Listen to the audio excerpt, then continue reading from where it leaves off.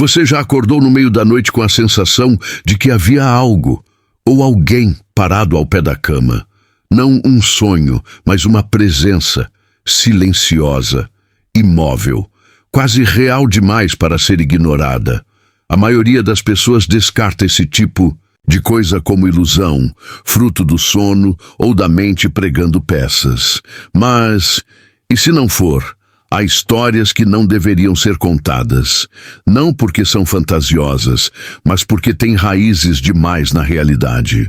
Histórias que mexem com o que há de mais profundo na psique humana, o medo do que não se pode ver, tocar ou explicar. Esta é uma dessas histórias, e ela inspirou um dos filmes mais assustadores já feitos, O Exorcista, o que pouca gente sabe é que o roteiro desse clássico do horror não surgiu da imaginação de um escritor. Ele nasceu de um caso real, um menino, um nome que foi apagado dos arquivos, trocado, distorcido, talvez para nos proteger, talvez porque saber demais seja perigoso. Você está prestes a conhecer o verdadeiro caso por trás da ficção. Um relato que envolveu padres, manifestações inexplicáveis e uma transformação tão sinistra que desafiou todos os limites da ciência e da fé. E antes que você pense que é apenas mais uma lenda urbana, lembre-se, os registros ainda estão lá, guardados, silenciados. Por algum motivo, talvez você mesmo já tenha vivido algo semelhante. Um sussurro sem origem, um objeto que se move, uma sensação de ódio vindo do nada. Pode ser só paranoia, ou, talvez, um começo. Se você tem coragem de continuar, prepare-se, porque o que está prestes a ouvir pode mexer com os seus sonhos e abrir portas que jamais deveriam ser tocadas. Conte-nos nos comentários. Você já sentiu que algo te observava no escuro? Era uma casa comum, daquelas que a gente passa sem reparar. Jardim cortado, uma cerca baixa, uma porta de madeira que rangia ao fechar. Mas dentro, as paredes já guardavam um segredo. E tudo começou devagar. Aquele tipo de silêncio que parece mais pesado que a própria escuridão. Um silêncio que sussurra nos cantos da casa, como se estivesse esperando algo. Robbie era um garoto quieto, introspectivo, daqueles que preferem rádio à conversa. Aos 13 anos, vivia com os pais e uma tia muito próxima, Harriet, que o introduziu ao mundo do espiritismo como passatempo. Juntos usavam um tabuleiro Ouija de madeira escura. No início era só diversão, risadas nervosas e perguntas tolas. Mas logo começou a responder, com uma precisão fria demais para ser brincadeira. Na primeira vez que a prancheta se moveu sozinha, ninguém comentou. A mãe fingiu que não viu. O pai acendeu outro cigarro, mas Robbie olhou fixamente para o vazio por longos minutos. Depois daquele dia, o comportamento dele mudou. Os professores notaram a apatia. Os colegas se afastaram. À noite, ele começava a falar com alguém, mesmo sozinho no quarto. Então vieram os ruídos. Primeiro, pequenos estalos no teto, como ratos. Depois, batidas rítmicas, lentas, acompanhadas por arranhões, como se algo quisesse sair de dentro das paredes. A família dizia ser encanamento velho, mas ninguém chamava um encanador, porque no fundo sabiam que não era isso. Quando a tia Harriet adoeceu de repente e morreu pouco depois, Robbie não chorou. Disse apenas, ela está aqui, ainda fala comigo. A partir daí, o menino começou a evitar a luz. As janelas ficavam fechadas, o quarto cada vez mais abafado. Os vizinhos comentavam que a casa estava estranha. E Robbie já não dormia. Passava as madrugadas acordado, parado no escuro, encarando a porta fechada. Certa noite, a mãe o encontrou desenhando símbolos na parede com carvão. Disse que alguém tinha mandado fazer. Os médicos não encontraram nada. Disseram que era trauma pela morte da tia, mas havia algo nos olhos dele, um brilho febril, um ódio contido que assustava até o pai. A família decidiu não comentar com mais ninguém. Evitavam visitas, desligavam o telefone, como se falar disso desse mais força à coisa, como se a casa inteira estivesse sendo observada por dentro, por algo que não queria ser visto. E então o silêncio mudou. Não era mais ausência de som. Era um aviso, denso, frio, pegajoso, uma sensação constante de que algo estava prestes a acontecer.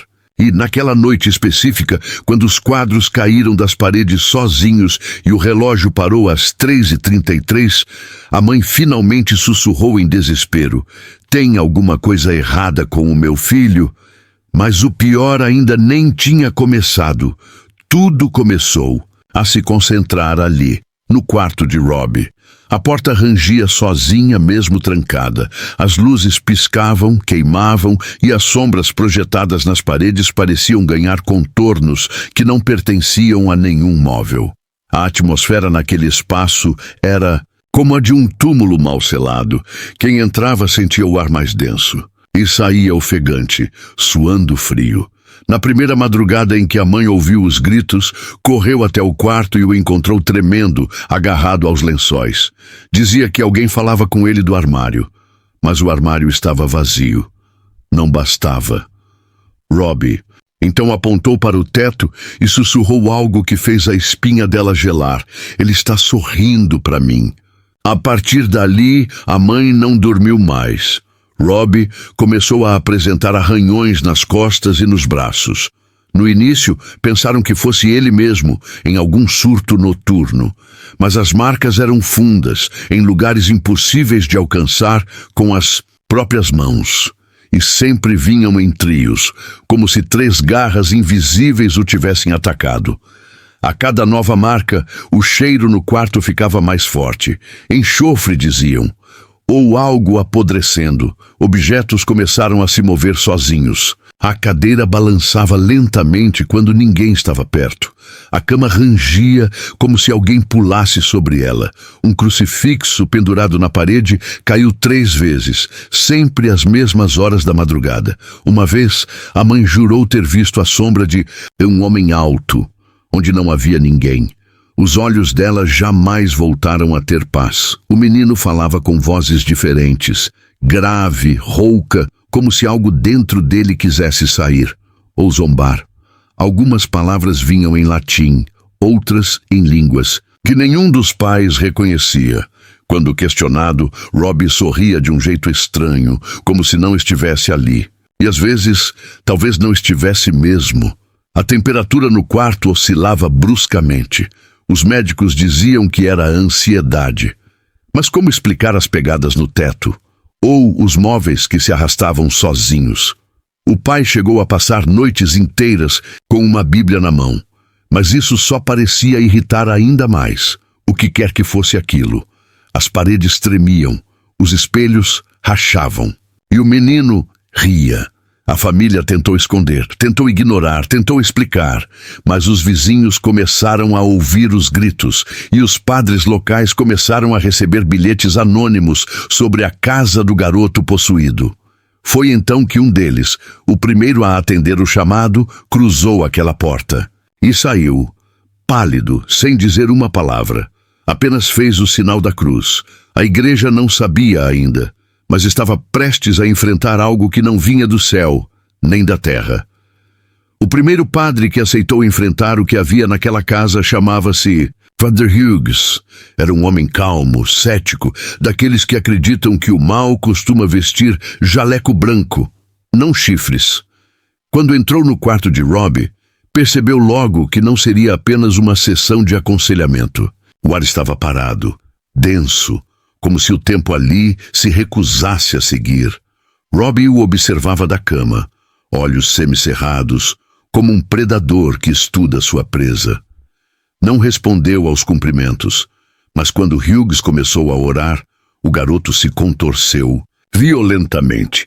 Os pais tentaram segurá-lo, mas ele os lançou contra a parede com força desumana. Hughes mal conseguiu concluir a primeira passagem da oração, antes que a pele de Robbie começasse a sangrar sozinha. As palavras surgiram em seu corpo como cortes, profundos e nítidos. Hell, ódio, saia. escritas com uma precisão perturbadora, como gravadas com garras invisíveis. O padre tentou manter a compostura, mas suas mãos tremiam. O quarto cheirava a ferro e podridão, e as vozes não paravam. Saíam da boca de Robbie, mas vinham de todo lugar. Graves, infantis, guturais. A sessão durou menos de 1 hora. O garoto convulsionava, cuspia, gritava nomes de pessoas que o padre conhecera, e algumas que já estavam mortas. Em certo momento, a cadeira de Hughes deslizou sozinha para trás, quase o derrubando. Quando ele se virou para verificar, viu algo impossível. Sua sombra projetada na parede. Estava ajoelhada, mas ele estava de pé. Assustado, o padre interrompeu o ritual. Disse à família que precisaria de autorização superior. O caso era extremo, perigoso demais para um único homem. Deixou a casa murmurando orações, sem olhar para trás. No dia seguinte, Robbie foi encontrado no sótão, falando com alguém que ninguém via. As mãos cobertas de sangue seco, o olhar ausente. O padre voltou semanas depois, mas desta vez com preparação. Relicário, crucifixo, água. Benta, o ritual foi mais longo e mais violento. O quarto foi lacrado. A cada passagem do ritual, Robbie urrava, se contorcia, e as janelas vibravam como se houvesse uma tempestade lá fora. Mas lá fora, o céu estava limpo, estranhamente limpo, um silêncio hostil. E então aconteceu. Uma força invisível arremessou o padre contra a parede. Ele quebrou o braço em 2 lugares. Ao sair da casa quase desmaiado, olhou para o pai de Robbie e disse apenas uma frase. Não é ele quem está ali dentro. Foi ali que a igreja percebeu. Algo mais antigo estava à espreita, algo que não se deixaria expulsar com facilidade. Com a saúde de Robbie se deteriorando e os fenômenos ficando cada vez mais violentos, a família tomou uma decisão desesperada. Deixar tudo para trás. Venderam a casa, empacotaram o mínimo e seguiram rumo a St. Louis, onde morava um tio distante, ligado à igreja. Mas nem mesmo o movimento constante da estrada silenciava os ruídos que vinham de dentro do garoto. Era como levar a tempestade consigo. Na nova cidade, tentaram recomeçar discretamente, fingindo normalidade. Mas Robbie não falava mais. Andava pelos corredores da nova casa com os olhos baixos, como se visse algo que os outros não podiam. Certas noites, os pais acordavam com ele parado na porta do quarto, em silêncio absoluto. E a casa parecia escurecer aos poucos, como se estivesse sendo sugada para outro lugar. O tio contatou um padre jesuíta de confiança, Raymond Bishop, reservado, meticuloso e com uma fé moldada por décadas de silêncio e estudo.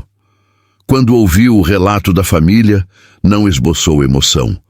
Mas à noite, sozinho em seu quarto, escreveu em seu diário: se o que dizem é verdade, talvez estejamos lidando com algo que nem mesmo Roma preparou para enfrentar. O padre Bishop, junto com o padre Baldern, um veterano da Segunda Guerra, conhecido por sua resistência psicológica, foi designado para observar Robbie. O primeiro encontro foi marcado por tensão densa. Enquanto oravam, o garoto riu. Uma gargalhada seca, profunda, impossível de vir de alguém tão pequeno. E então falou em latim fluente, descrevendo detalhes do passado dos padres que ninguém fora da igreja conhecia. Foi o suficiente para a arquidiocese autorizar o ritual oficial, mas sob condições severas. Nada poderia vazar. Nenhuma gravação, nenhum nome real. O caso seria documentado apenas em diário manuscrito, que seria trancado após o fim do processo. Os padres aceitaram, e o que começou ali foi o maior segredo da história da igreja nos EUA, escondido até hoje. O ritual começou no início de março. Era realizado todos os dias, após o pôr do sol. No quarto, crucifixos, velas, água Benta. Robbie era amarrado à cama com tiras de couro, pois se debatia com força sobrenatural. O que falava era uma amálgama de vozes, nenhuma humana. As paredes tremiam, os colchões ardiam, e os próprios padres começaram a ter pesadelos. Iguais, com os mesmos olhos os observando. A tensão chegou ao ponto em que a casa foi considerada imprópria. Moveram Robbie para um hospital jesuíta, em segredo absoluto. Um quarto nos fundos, trancado com cadeados, longe de qualquer ala principal. E ali, isolado do mundo, o ritual foi intensificado. Mas quanto mais eles rezavam, mais ele sorria. Algo. Sabia que estava sendo desafiado e esperava o momento certo para revidar. O diário começou como uma simples documentação. Nome, data, observações. Mas logo, o que era relatório virou confissão. O padre Bishop escrevia com mãos trêmulas, palavras rasuradas, páginas manchadas de cera e sangue seco. Esta noite ele falou com a voz de minha mãe, morta há 7 anos. Os registros não eram mais apenas relatos, eram testemunhos de um pesadelo em tempo real. As sessões no hospital jesuíta tornaram-se um campo de batalha. Robbie era amarrado à cama com mais firmeza a cada noite, mas nem sempre era o suficiente. Chegou a quebrar o pulso de um assistente com uma mordida. Seus olhos não piscavam. Ficavam abertos durante horas, vidrados, como se observassem algo. No teto, algo que ninguém mais via, e o quarto parecia mais gelado que o inverno lá fora. O diário relatava marcas surgindo na pele do garoto, palavras inteiras, em idiomas diferentes, às vezes números, às vezes símbolos nunca antes identificados. Certo dia apareceu infeliz, em latim, e abaixo 3 linhas como garras. Mas o que mais assustava os padres eram os momentos de silêncio. Quando Robbie parava tudo, olhava nos olhos deles e dizia: "Você sonhou comigo ontem, não foi?" E estava certo, sempre. As madrugadas eram especialmente tensas. Em uma delas, o leito do garoto se ergueu 5 centímetros do chão diante de 4 testemunhas. Ele não se mexia, apenas sorria, olhos fechados. E o ar parecia vibrar. A eletricidade do ambiente os deixava tontos. A água benta evaporava ao toque, e o crucifixo de madeira no canto simplesmente rachou no meio. O diário descreve que em uma das sessões, Robbie falou por quase 1 hora em uma língua não identificada. Posteriormente, estudiosos sugeriram ser uma forma extinta de aramaico. Ninguém conseguiu traduzir completamente. Mas repetia uma palavra: Malak, anjo, ou algo que um dia foi Outras anotações descreviam fenômenos paralelos: portas que batiam sozinhas em outras alas, estátuas de santos viradas para a parede pela manhã, vozes ouvidas pelos funcionários durante o turno da noite. Um dos enfermeiros pediu demissão, alegando que sonhava toda noite com o mesmo vulto saindo do quarto de Robbie e sussurrando seu nome. Devagar, como se o chamasse. Mesmo diante do horror, os padres continuaram. Por fé, por medo do que aconteceria, se parassem, mas o diário não escondia o desgaste. Ele está nos conhecendo, Ele sabe nossos pecados, Ele nos persegue dentro dos sonhos. Não estamos mais sozinhos dentro da nossa mente. A sanidade deles estava ruindo, e algo no tom de Robbie começava a mudar, como se finalmente tivesse encontrado o nome certo. Durante semanas, o exorcismo avançou em círculos, gritos, preces, silêncio e de novo os gritos. Até que, numa madrugada de abril, algo mudou. Robbie parou de se contorcer, parou de gritar. De repente, abriu os olhos e fixou o olhar em Father Baldwin. O silêncio era tão profundo que ouviram a vela estalar.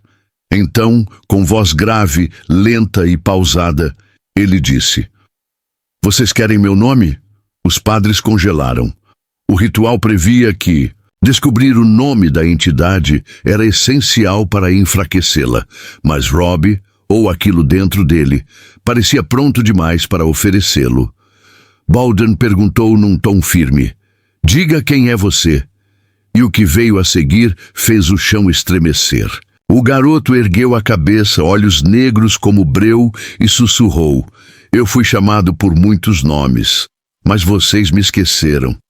Ele então começou a recitar passagens bíblicas de trás para frente, voz gutural. A língua parecia torcer-se na boca dele. Depois começou a rir. Um riso seco, cavernoso, quase metálico. Então, escreveu com a unha no próprio peito: "I am Legion." Os padres recuaram. Não era apenas um. Nunca fora. O diário de Bishop registrou: "Hoje soubemos que estávamos lutando contra uma multidão." A partir daquele momento, Robbie não falava mais como uma criança. Os gestos eram de um homem velho, a postura arrogante. Começou a chamar os padres por seus nomes completos.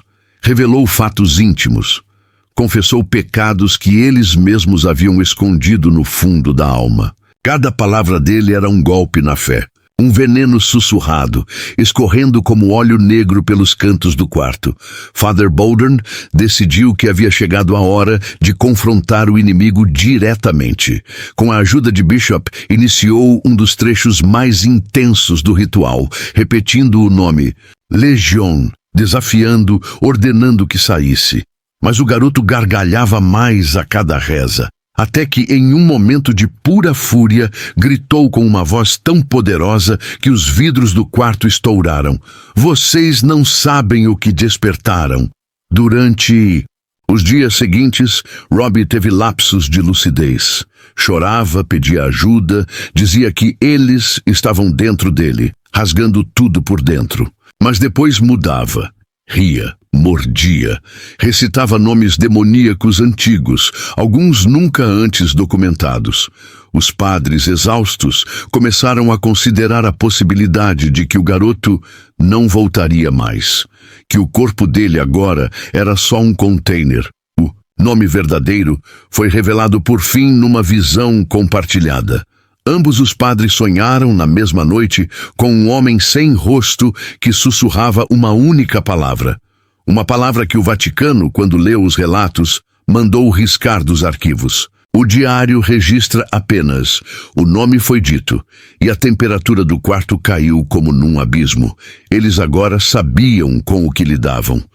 E aquilo sabia que estava vencendo. A tensão acumulada durante meses parecia ter se condensado naquela noite. O céu sobre St. Louis estava limpo, mas uma neblina espessa cercava o hospital como uma manta viva. Nenhum pássaro cantava, nenhum som urbano atravessava as paredes. Lá dentro, no quarto trancado, os padres sabiam: essa seria a última tentativa. Ou salvavam Robbie, ou o perdiam para sempre. O ritual começou como sempre: cruz na mão, água, benta, oração em latim. Mas logo perceberam que havia algo diferente. O quarto parecia respirar. O ar ia e voltava, como se tivesse pulmões. As luzes piscaram. Robbie estava imóvel, olhos abertos, pupilas dilatadas, boca entreaberta como se escutasse. E então ele falou: "Eles estão vindo." O som não saiu de sua boca, veio do teto. O crucifixo na parede caiu com estrondo. E madeira rachou sozinha, e a imagem de Cristo parecia derreter sob o calor invisível. A cama tremeu. O garoto arqueou o corpo, amarrado, e gritou com voz múltipla. Dezenas, talvez centenas de timbres fundidos em um só lamento profundo. Foi então que o padre Baldwin, em prantos, gritou o nome verdadeiro da entidade e ordenou: "Em nome de Deus, eu te expulso." O quarto explodiu em caos. As velas se apagaram. O vidro da janela se estilhaçou, mesmo trancada. O ar ficou irrespirável. Bishop escreveu depois: "Por um momento vi sombras saírem do corpo de Robbie.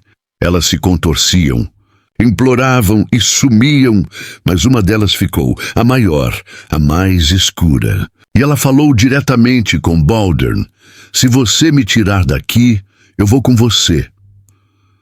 Baldern hesitou. Era velho, cansado. Já perdera a fé muitas vezes, mas naquele instante ele segurou o crucifixo contra o peito do garoto e gritou a oração. No final, o corpo de Robbie se arqueou como se estivesse quebrando por dentro. Um grito agudo rompeu o silêncio, e depois, silêncio absoluto. A cama parou de tremer. O frio cessou, e Robbie chorou. O garoto desmaiou, exausto. Os padres caíram de joelhos, em silêncio, sem coragem de dizer uma só palavra. Mas no fundo do quarto, algo ainda os observava. Uma mancha escura na parede, como uma sombra que não pertencia a ninguém. Quando o dia amanheceu, ela havia sumido. Mas os olhos de Baldern nunca mais foram os mesmos. Robbie acordou 3 dias depois. Não lembrava de nada. Os padres o examinaram. Nenhuma marca, nenhuma voz, nenhuma anomalia. Era como se tudo tivesse ido embora, ou apenas tivesse dormido. O hospital foi exorcizado, os diários trancados. A família voltou à rotina, mas a última anotação no diário de Bishop dizia: ele foi libertado. Mas não nós, porque o mal sempre cobra seu preço, e o nome jamais desaparece. Ele apenas aguarda. Anos depois, a história de Robbie e o exorcismo que inspirou o exorcista continuavam um sussurro nas sombras da igreja. O diário dos padres foi guardado a 7 chaves, mas fragmentos daquela experiência vazaram em rumores e pesadelos de quem ousou se aproximar do caso. Um legado de terror que não acabou, apenas mudou de forma. O garoto, agora adulto, viveu uma vida discreta, longe dos holofotes. Nunca falou do passado, mas havia marcas invisíveis em sua alma, cicatrizes que o perseguiam silenciosas. Ele sentia, em dias de tempestade, que algo ainda tentava puxá-lo para um abismo oculto. E as vozes ainda cochichavam na penumbra, convocando-o. Os padres que sobreviveram ao exorcismo carregavam sombras nos olhos. Bishop se aposentou, mas sua saúde mental jamais se recuperou totalmente. Baldern desapareceu misteriosamente alguns anos depois, deixando uma carta criptografada com uma única frase: eles voltam quando esquecemos o nome. O medo permanecia tão vivo quanto o dia do último ritual. No meio das noites frias, em lugares esquecidos, os fiéis mais devotos sentem uma presença, uma sensação de olhos invisíveis que os seguem, sussurrando segredos perdidos no tempo. A casa onde tudo começou foi demolida, mas dizem que a terra ainda guarda um eco, um grito abafado que ninguém consegue calar. E nas profundezas do Vaticano, em arquivos secretos, repousa o nome que não pode ser pronunciado. Um nome que, mesmo esquecido em voz alta, reverbera nas paredes frias da história. Um nome que carrega a essência do mal, esperando para ressurgir. Porque o mal, por mais que seja contido, nunca morre. Quem ousar lembrar? Quem terá coragem de enfrentar aquilo que o mundo preferiu enterrar? A linha entre fé e desespero é tênue, e alguns segredos foram feitos para permanecer ocultos. Mas os sussurros, eles nunca cessam. E o nome sempre encontra um ouvido disposto a ouvir. Você já sentiu algo que não consegue explicar? Uma presença, um arrepio que não tem fonte? Compartilhe sua história nos comentários, se tiver coragem. E não esqueça, siga o canal, ative as notificações. A próxima história pode estar mais perto do que imagina.